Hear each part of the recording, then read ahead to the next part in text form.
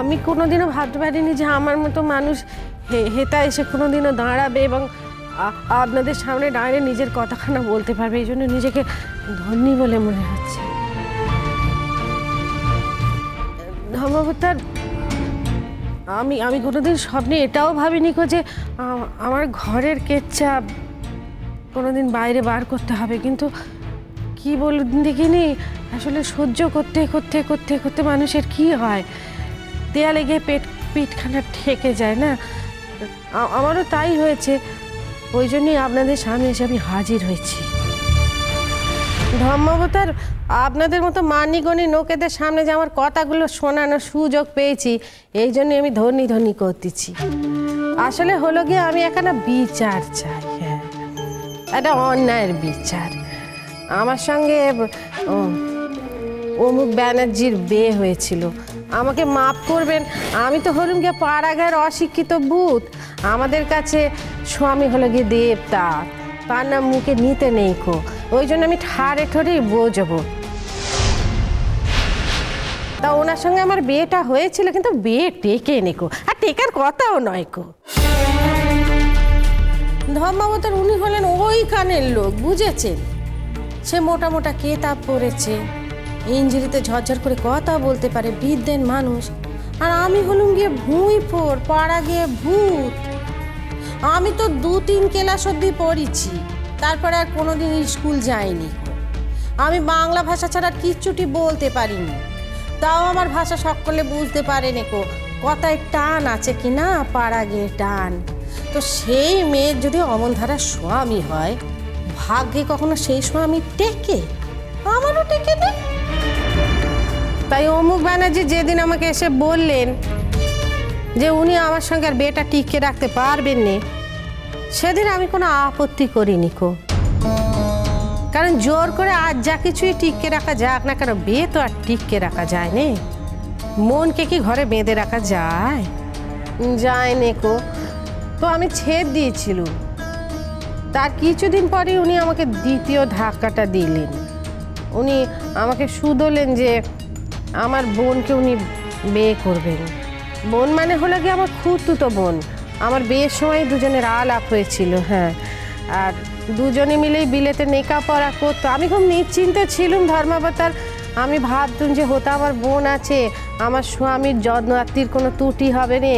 আর বোনটা হতো একা আছে, স্বামী আছে, দেখভাল করতে পারবে আমার বোনটার। আমি ভাবলাম দুজনের খবর রাখতে পারবে।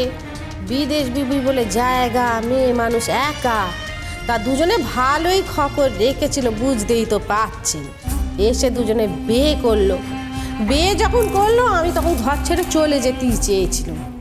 কিন্তু ওই যে আমার শ্বশুর মশাই আমাকে কিচ্ছুটিতে ছাড়লো নিকো।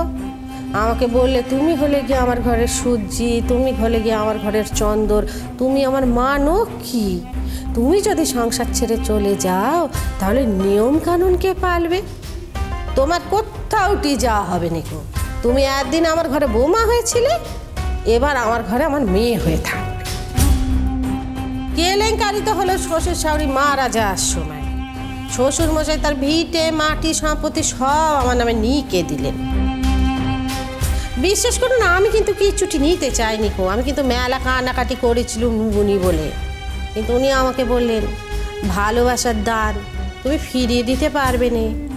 তুমি আমাদেরকে অপমান করতে পারোনি, কি আর করবো বলুন দিগনি। হ্যাঁ, তবে হ্যাঁ, উইলে শ্বশুরমশাই একখানা কথা স্পষ্ট করে নিকে দিয়ে গিয়েছিলেন যে তার ছেলে মেয়েরাও বাড়ি ভোগ করতে পারবে, তার দেখভাল করতে পারবে, বিক্রি কেউ করতে পারবে না কো।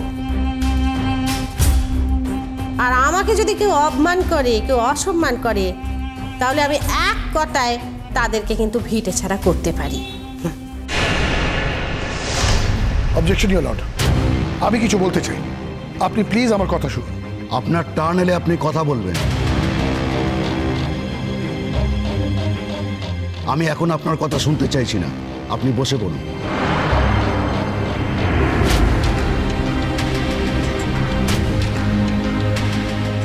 রাধারানী দেবী, আপনি বলুন। ধর্মাবতার, আমার অভিযোগ বিশেষ কিছু নয় কো। আমি আর এই অপমান অত্যাচার সহ্য করতে পারছি না।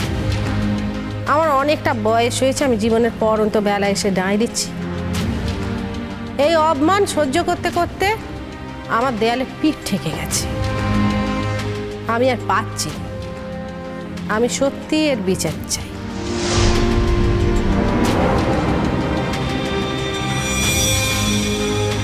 কথায় কথায় কুকুর ছাগলের মতো ব্যবহার, কথায় কথায় অপমান করা, আমার পাওনা গন্ডা থেকে আমাকে বঞ্চিত করা, এগুলো না আমি আর মেনে নিতে পারছি না ধর্মাবতার।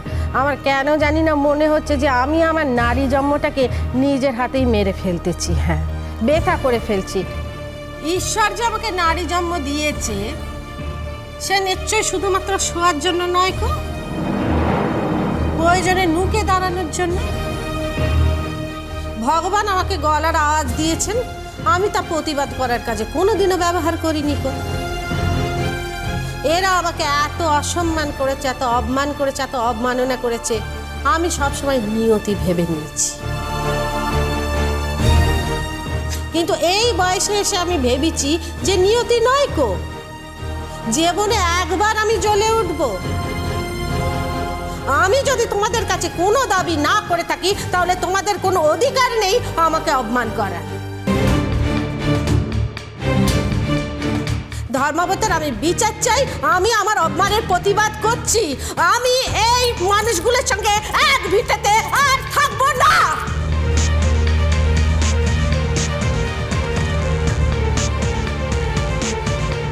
ধর্মাবতার, আমি আর এদের সঙ্গে থাকতে চাইনি গো। আপনি হয়তো বলবেন থাকতে চাননি তো চলে যান, সেটাও ভেবেছি, কিন্তু আমার একটাই কথা, এদের সংসারের জন্য খাটতে খাটতে আমি জান কয়লা করে দিয়েছি। আমি আমার জীবনটাকে শেষ করে দিয়েছি। আমি আমার পাওনাটুকু বুঝে নিতে চাই ধর্মাবতার, আমি চাই। ধর্মাবতার, এইটুকু পাওনা তো আমি পেতেই পারি।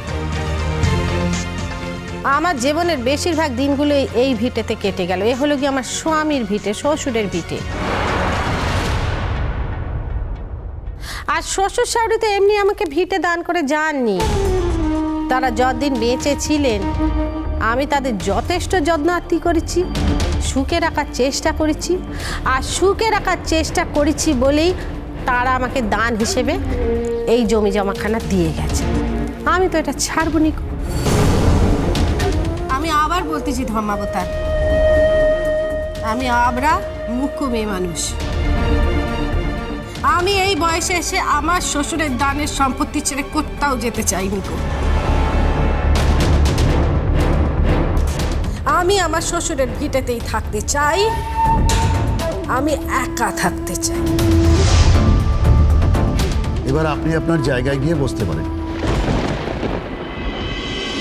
ব্যারিস্টার দেবজিৎ ব্যানার্জি, এবার আপনার কাছ থেকে আমি আপনার কথা শুনতে চাই। এবার আপনি বলতে পারেন। Thank you, your honour.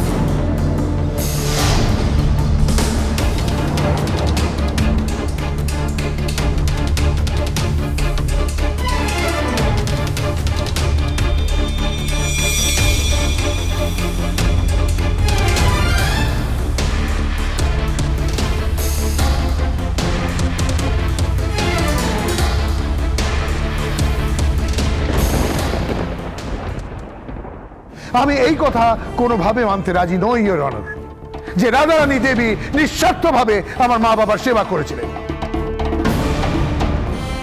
না, ওনার একটা উদ্দেশ্য ছিল। উনি আমার মা বাবাকে ভুলিয়ে ওদের সম্পত্তি গ্রাস করতে চেয়েছিলেন। না না ধর্মাবতার,